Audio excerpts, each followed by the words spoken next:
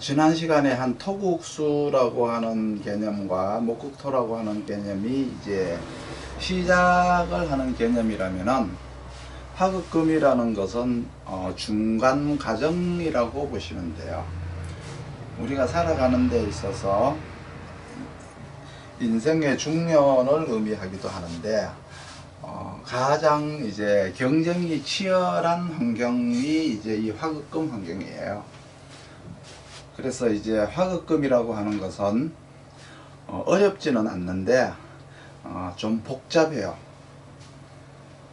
대개 토국수라고 하는 것은 춘하절과 주동절을 이렇게 나누어서 이야기를 하면 되고 이렇게 목국토도 거기에 맞추어서 하면 되는데 화극금이라고 하는 것은 이렇게 춘하, 추동 4개로 나눠서 시작을 해야 돼요. 그리고 또 이렇게 8개로 또 나뉘기도 하고요. 대개 화극금은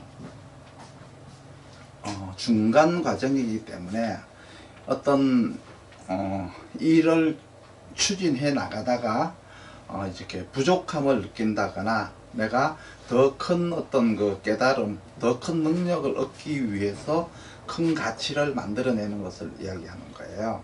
가령 공부를 하다가도 이렇게 화극금이 되게 되면은 이렇게 그 배움을 통한 어떤 그 더 큰 가치를 이제 만들려고 하는 것이고요.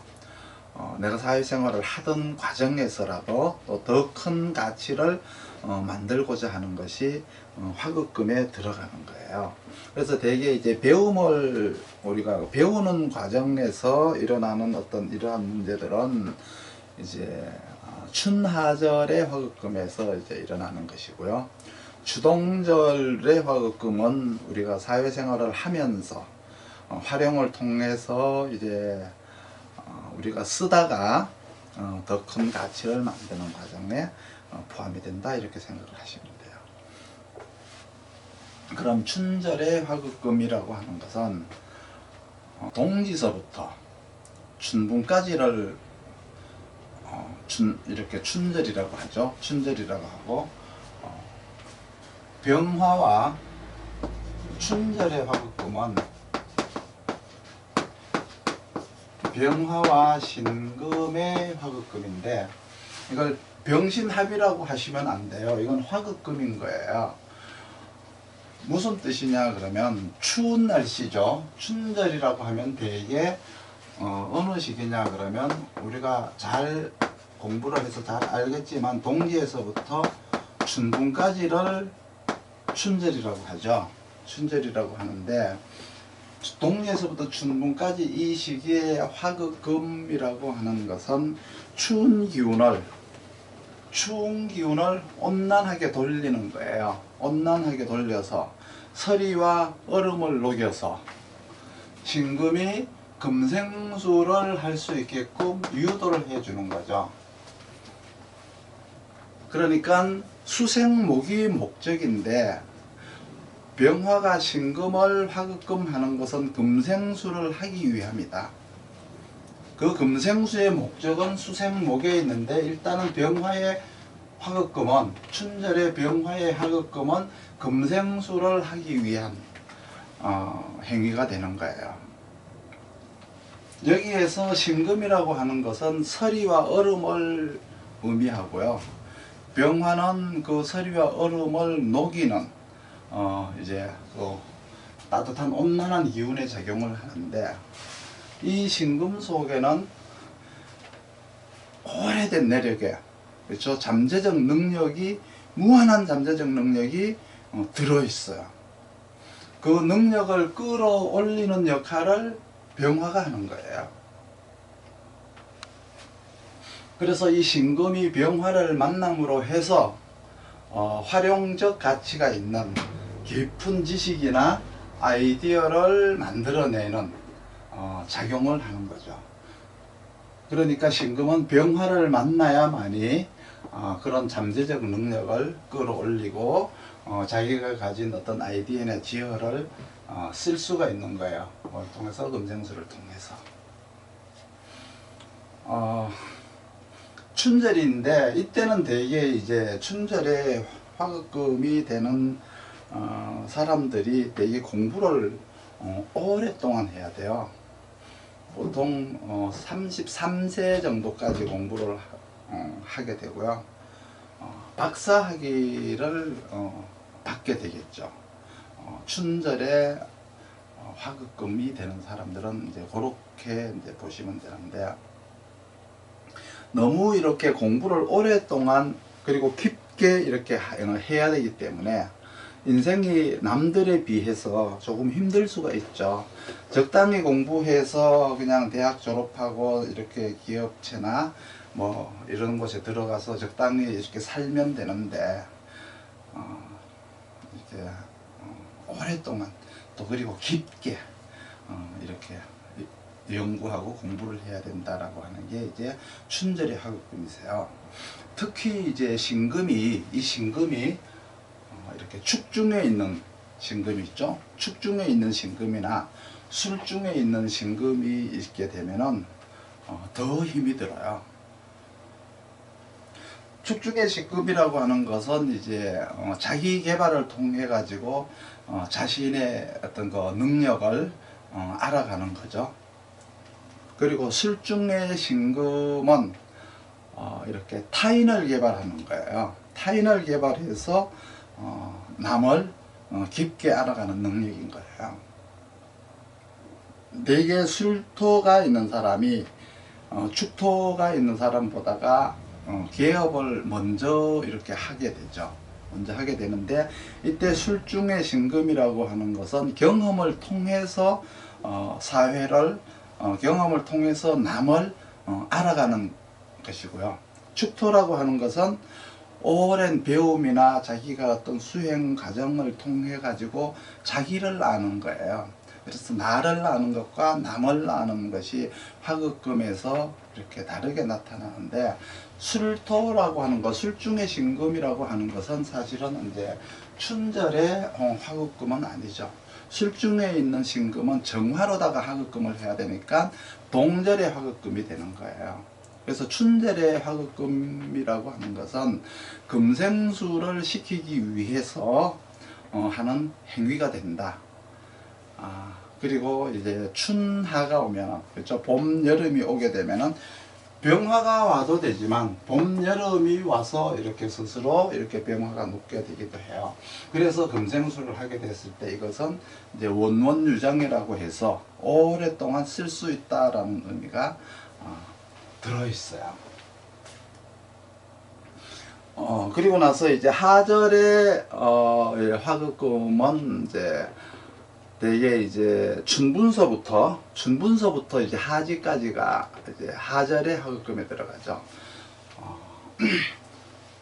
병화가 경금을 화급금하는 거예요. 병화가 경금을 화급금하는데, 이게 이제 하절이라고 한다면은 시기적으로는 춘분에서부터 하지까지가 되겠죠. 요것도 이제 병화가 경금을 화급금해서 금생수를 유도하는 거예요. 이 금생수는 신금의 금생수와 달라서 신금의 금생수는 깊은 지식이나 어떤 거 이렇게 오랫동안 어떻게 지식 습득을 하는 어떤 그러한 게 들어간다면, 내가 이렇게 자가수련, 그러니까 이제 절대적 실력, 능력, 절대적 실력을 닦는 과정이라고 한다면, 이것은 이제 내가 밖으로 배출하기 위한, 쓰기 위한, 내 능력을 활용하기 위한 지식이 되는 거예요. 경금의 금생수는. 그래서 화급금을 병화로다가 함으로 해가지고 타인들과 경쟁을 하기 위한 금생수가 되는 거고요. 요거는 신금의 금생수는 내가 지식을 깊게 오랫동안 습득하기 위한 금생수가 되는 건데, 하절의 병화가 경금을 화급금 한다라고 하는 것은 남들과 이렇게 경쟁을 할 때 자기 능력을 아주, 그렇죠? 아주 맑고 섬세하게 발휘할 수 있는 능력이 되는 거예요. 아주 예리하고 깨끗하게 그리고 정확하게 발휘할 수 있는 능력이 병화가 화극금한 금이 금생수를 하는 걸 의미하는 거예요. 그래서 병화경금이 화극금에서 이렇게 경금계수가 금생수까지가 된다라고 하면 요것도 오랫동안 자기가 능력을 활용할 수 있을 뿐만 아니라 그 분야에서 이제 패권까지 지닐 수가 있어요. 운영권이나 관리권이나 자기가 거기서 어떤 주도권까지 잡을 수 있는 화극금이 되는 거죠. 그런데 만약에 이렇게 수능을 보는 학생이 있는데 이 학생이 경금의 금생수는 잘 되는데 병화가 사주에 없다. 그러면은 답을 쓰기는 썼는데 정확하게 찍지를 못하는 것과 같고요. 권투 선수라고 하면은 이렇게 스파링을 하는 데 있어서 정확하게 상대의 급소를 때리지를 못하는 것과 같아요. 이 말은 뭐냐 그러면 경쟁에 대해서 상대적 취약함을 드러낸다는 거예요. 병화가 없음으로 해서. 또 병화와 계수는 있는데 경금이 없다면, 그렇죠? 병화도 있고 계수도 있는데 경금이 없으면 화극금이 또 안 되는 거잖아요. 이러한 경우는 뭐냐 그러면 병화가 계수를 안개와 어떤 그 구름처럼 이거를 습도를 끌어올려요. 공중으로 이렇게 끌어올려서 이걸 가지고 이제 흔히 경영 전략이라고는 하지만 사실이 아닌, 사실이 없어요. 이 금생수든 목적이 수생목이거든요. 수생목이 목적인데 이렇게 금이 없이 병화가 계수를 끌어올린다라고 하는 것은 이 계수가 목을 통해서 올라가는 게 아니라 그냥 습기가 되어서 안개가 되어서 올라가니까 픽션과 거짓말과 같은 거예요. 경영 전략이라고 하지만 약간의 허구성이에요. 사기가 될 수도 있어요. 그래서 흔히 이때 이렇게 생긴 사람들의 직업이 작가, 드라마 작가, 시나리오 작가 이런 거 있죠. 이렇게 어떤 픽션 작가적인 소질을 가지고 있다 이렇게 보시면 돼요. 그러나 이제 병화가 정확하게 경금을 재련하고 화극금을 하고 나서, 그렇죠? 경금이 계수를 금생수를 한다면은 예리한 판단 능력, 집중력을 가지게 될 거예요. 만약에 이때 축중의 계수라면은 병화가 경금을 화극금해서 금생수를 하는데 이 계수가 축중에 있는 계수라고 한다면은 예리한 자기개발을 통해서, 원래 이제 춘절은 자기개발 기간이잖아요. 축토는 뭐예요? 춘절터죠. 그래서 자기개발을 통해 가지고 상대방의 단점이나 어떤 문제점을 정확하게 판단하는 능력, 그래 가지고 그거를 개발시켜 주는 능력을 가지고 있어요. 그리고 또 병화가 경금을 화극금해서 금생수를 하는데 그 수가 진중에 있는 계수라면, 그렇죠? 상대방의 능력을 예리하게 판단할 수 있는 능력이 있어요. 그러니까 축중의 계수와의 차이점 뭐죠?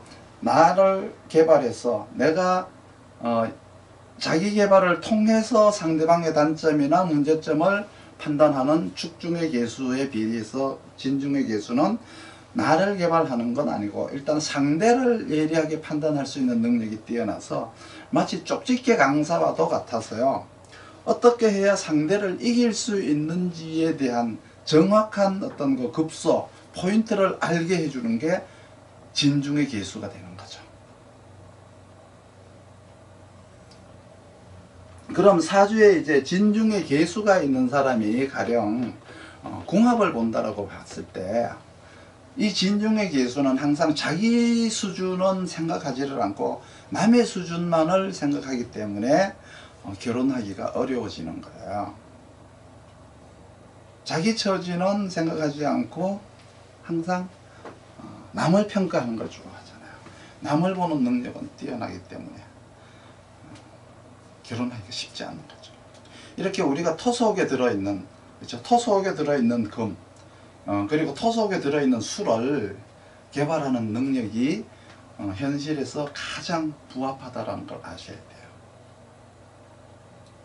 가령 자중의 계수라든가 자중의 임수라고 하는 걸 금생수 한다라고 하는 것은 그걸 뭐예요? 토가 없기 때문에, 자중에는 토가 들어있지 않잖아요. 그러니까 이미 현실에 드러나 있는 거잖아요. 그렇죠? 그렇기 때문에 개발 능력은 없는 거기 때문에 큰 의미를 두지는 않아요. 그래서 금생수를 하지만은 화극금 금생수를 하는 것 중에서도 이렇게 토가 들어있는, 그죠? 토 속에 있는 금을 화극금하고 토 속에 있는 수를 금생수한 것이 우리가 실제 생활하는 데 있어서는 가장 이렇게 부합하다라고 하는 의미를 말씀을 드리는 거죠. 그리고 나서 이제 또 추절의 화극금이라는 게 있어요. 추절이라고 하면은 우리가 이제 하지서부터 추분으로 배웠죠.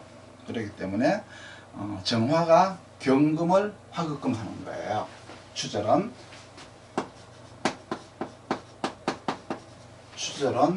정화가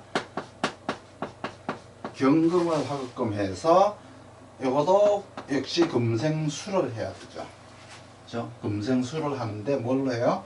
임수로 금생수를 하는데 대개 이제 생산 능력이나 기술 능력을 나타내요. 여기서는. 그런데 만약에 정화가 이렇게 없이, 정화가 없이 만약에 경금이 그냥 임수로다가 금생수만 한다라고 하면은 이거는 그냥 이렇게 원료나 재료를 파는 것과 같은 거예요. 항상 화극금이라고 하는 정화가 경금을 화극금하고 경금이 임수를 금생수를 해야만이 경금이라고 하는 재료를 정화가 가공을 해서 파는 것과 같은 거죠. 그러니까 부가가치가 어때요? 그냥 상품만 파는 것과 내가 가공해서 생산까지 해서 파는 것과 부가가치에 대한 상승 효과가 훨씬 더 정화가 있어야만이 더 크다는 걸 얘기하는 거예요. 그러면 정화의 이렇게 화극금이라는 것 속에는 내가 과거에 배운 것, 그렇죠? 기본적으로 내가 알고 있는 것, 이런 것들을 더 상승을 시켜서 브랜드 가치를 더 높이고자 하는 의도가 들어있고, 추절은 우리가 공부를 했죠. 하지에서부터 추분까지를 추절이라고 이제 해죠.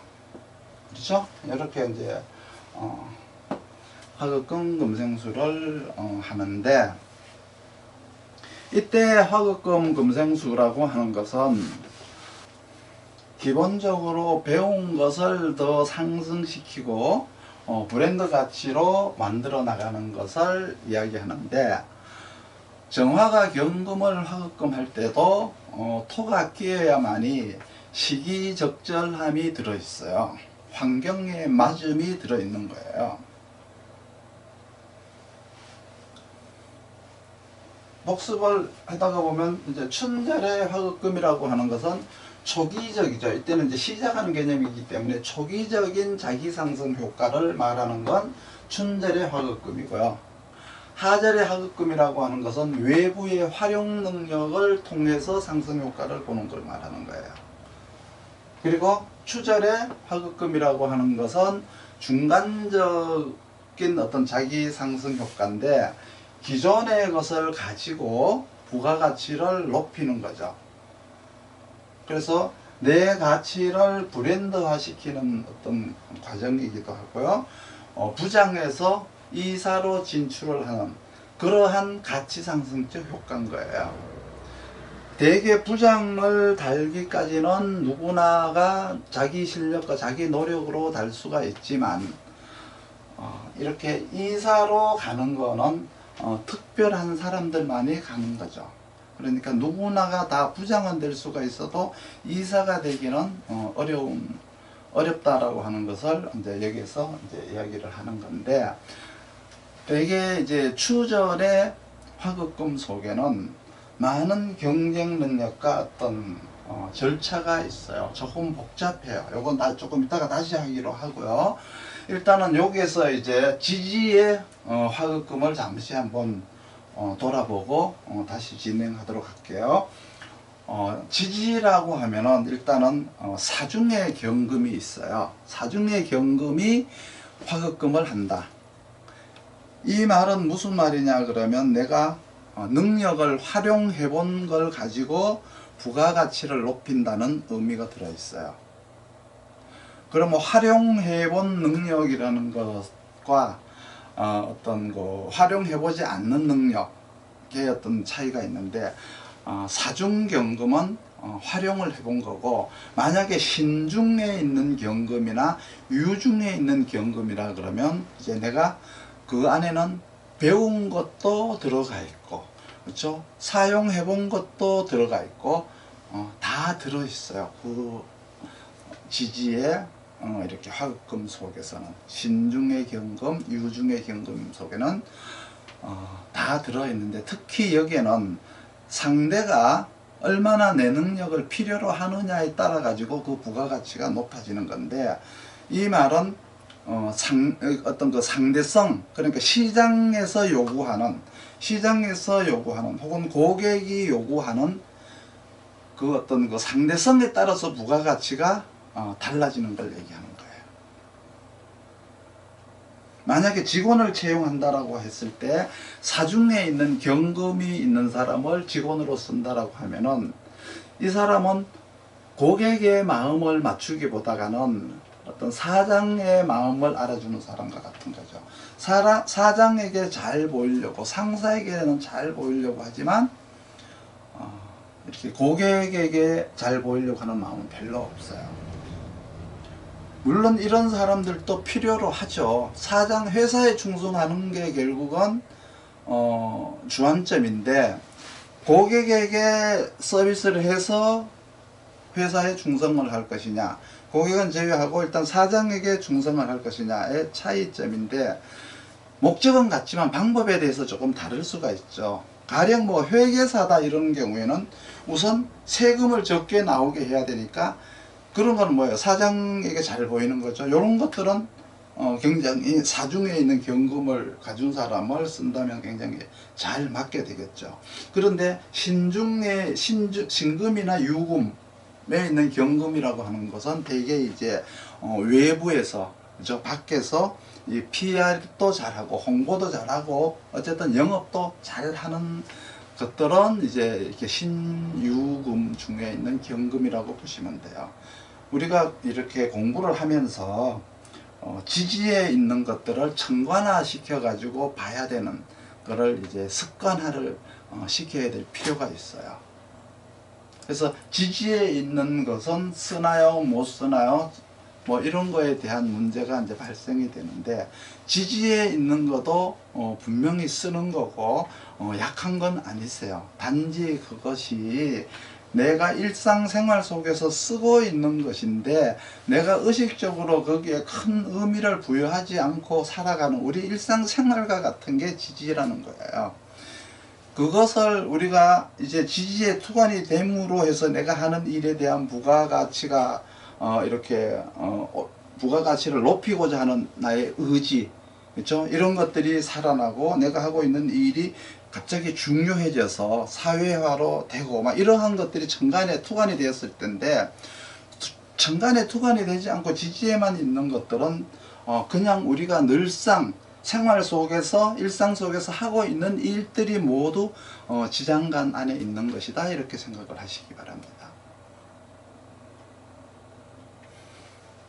이렇게 추절에 이렇게 화극금을 하는데도 만약에 이렇게 임수가 없으면, 그렇죠? 정화가 경금을 화급금을 하고 있는데 임수를 만약에 가지고 있다 이러면은 나는 분명히 부가가치를 높였어요. 높였다고 했지만 임수가 없으면은 알아주는 사람이 없는 것 같아요. 시장이 없는 것 같죠. 나는 능력을 높였는데 알아주는 사람이 없다. 근데 나는 능력을 높였다.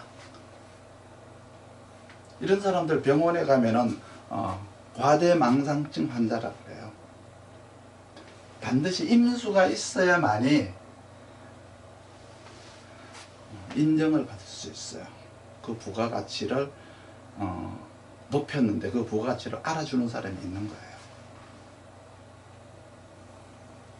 그러면 정화는 없고 금생수만 된 사주도 있을 거 아니야. 그렇죠? 이런 거는 성장은 되지 않지만 금생수가 잘 된다는 것은 유지는 할 수 있다는 거죠. 그러니까 정화가 없이 금생수 하는 것과 화급금은 잘하고 금생수가 안 되는 것 중에 어떤 것이 더 낫다 못하다라고 하는 것을 얘기하는 건 아니세요. 그냥 그러하다라는 거예요. 나는 자질을 높였지만 알아주는 사람이 없는 것과 나는 금생수라고 하는 내 능력은 활용을 하지만은 화급금이 되어 있지 않았으니까 재련이 되지 않았으니까 큰 성장은 할 수 없다는 것과 그 차이를 나타내는 거지 어떤 것이 더 좋다 나쁘다라는 개념으로 이해하시지는 말기 바랍니다. 그러니까 정화 경금 임수를 다 가지고 있으면은 지속적으로 발전을 할 수가 있겠죠. 그리고 이제 동절의 화급금이라고 하는 것은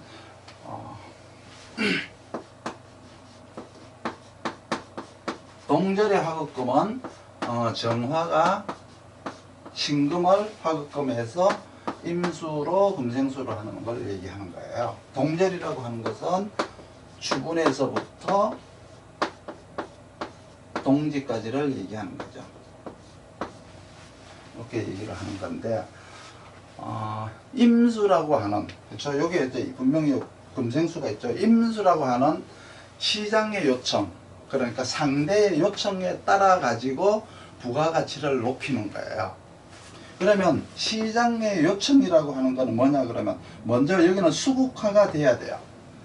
수국화가 된다라고 하는 의미는 시장에서 나에게 어떤 그 요청을 하는 것과 같아요.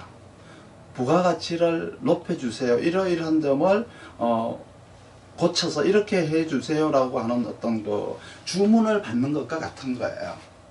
그렇기 때문에 동절의 화급금은 수국화가 먼저예요. 먼저 수국화를 받은 다음에 화급금으로 이 수국화의 고객의 요청에 맞는 내 능력을 높여야죠. 그렇죠? 상대가 요구하는 대로 내 능력을 높여서 그게 이제 이렇게 화급금이죠. 그리고 나서 금생수를 하는 거예요. 수국화를 먼저 해서 시장의 요청사항을 받아들이고 화급금 거기에 맞는 능력을 내가 만들어서 금생수 시장에다 다시 내놓는 것이다. 이렇게 보시면 돼요. 그러니까 상대가 원하는 대로 내가 부가가치를 높여야 되니까 굉장히 힘들겠죠. 그래서 대개 90% 이상이 실패한다고 보시면 돼요. 만약에 임수가 왕하면 왕할수록 시장에서, 그렇죠? 내한테 거는 기대치가 높기 때문에, 거꾸로 고객이 내한테 거는 기대치가 높기 때문에 그 기대치를 감당할 수가 없게 돼요. 그러면은 결국은 상대에게 외면을 당하게 되겠죠. 마치 95점을 맞은 사람 옆에는 항상 96점짜리가 있다면은 95점짜리는 자연히 도태가 되고 외면당하는 것과 같은 거예요. 내가 아무리 좋은 물건을 만들었다고 하더라도 고객의 입장에서 더 좋은 물건이 옆에 있다면은 내 거는 자연히 도태가 될 수밖에 없는 거죠.